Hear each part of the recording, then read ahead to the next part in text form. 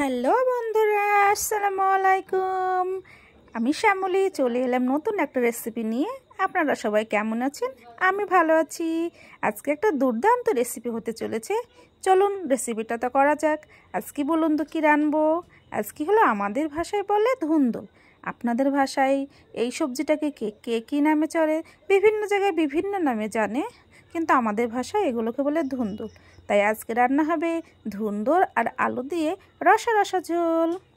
তাই প্রথমে ধুন্দুলগুলোকে ভালো করে সিলে ভালো করে কেটে নিতে হবে। পরপর সব ধুন্দুলগুলো আমি কেটে নিলাম। তার সঙ্গে দেখুন কি সুন্দর করে আমরা লম্বা লম্বা করে কেটে নিলাম, কিন্তু এই ধুন্দুলগুলো গোল গোল করে কাটলে ভালো লাগবে না। তাই লম্বা লম্বা করে কাটতে হবে, দেখতেও সুন্দর হবে ও রান্না করলেও ভালো লাগবে। এই তো সবজিটা সকলের প্রিয়, ছোট বড় সবারই প্রিয়। তার সঙ্গে দিয়ে দিব দুটো আলু। আলুগুলোকে ভালো করে বিনিয়ে ভালো করে ছাল তুলে নিতে হবে। ছালটা তুলে লম্বা লম্বা লম্বা করে কেটে নিতে হবে। দেখুন কি সুন্দর, কিন্তু গোল গোল করে কাটবেন না, এগুলো লম্বা লম্বা করে যেমন করে ধুন্দুলটা কেটেছি ঠিক ওই রকমভাবে কাটতে হবে, কেটে নিতে হবে। দেখুন কি সুন্দরভাবে লম্বা লম্বা করে কেটেছি, কি সুন্দর লাগছে। তরকারি সবজি যেমন কাটলে দেখতেও সুন্দর হবে, রান্না করতেও ভালো লাগবে। তারপরে সবজিগুলোকে আমি ভালো করে পরিষ্কার জল দিয়ে 2-3 বার ভালো করে ধুয়ে নিলাম। ধুয়ে তুলে নিলাম। এদিকে আমি মশলা রেডি করব। সেই মশলাতে একসঙ্গে দিয়ে দেব কাঁচা লঙ্কা, জিরে, রসুন, আদা, পেঁয়াজ সবগুলো একসঙ্গে দিয়ে ভালো করে পেস্ট করে নেব।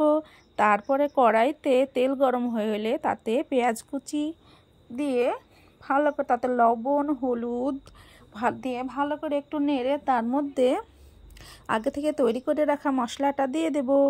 মশলাটা রেডি ভালো করে কষিয়ে নিতে হবে, যাতে মশলার কাঁচা গন্ধটা বের হয়ে যায়। এইভাবে যতক্ষণ না তেল ছাড়ে ততক্ষণ মশলাটাকে ভালোভাবে কষিয়ে নিতে হবে। কষানো হয়ে গেলে মশলার মধ্যে আগে থেকে ধুয়ে রাখা ধুন্দুল আর আলুটা ঢেলে দেব। ঢেলে দেওয়ার পরে ধুন্দুল আর আলুটাকে ভালোভাবে কষিয়ে নিতে হবে। ধুন্দুল থেকে হালকা পরিমাণে জল বেরোবে, পরে জলটা দিব। আস্তে আস্তে আস্তে ভালো করে কষিয়ে নিতে হবে। কষিয়ে নিয়ে পরিমাণ মতো জল ঢেলে দিতে হবে, আর যাতে আলুটা আর ধুন্দুলটা ভালোভাবে সিদ্ধ হয়ে যায়। তারপরে ঢেকে দিতে হবে। ঢাকনা খুলে দেখুন ধুন্দুলটার জলটা বেশ ভালোভাবে ফুটে উঠেছে।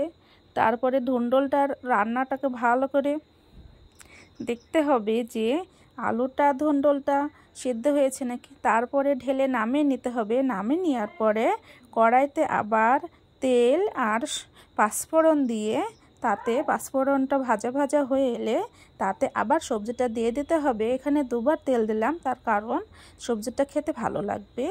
তাই ব্যাস, তারপর একটু ফুটে হলেই নামিয়ে নিতে হবে। আমাদের ধুন্দুল আলুর তরকারির ঝোল রেডি। আপনারাও রান্না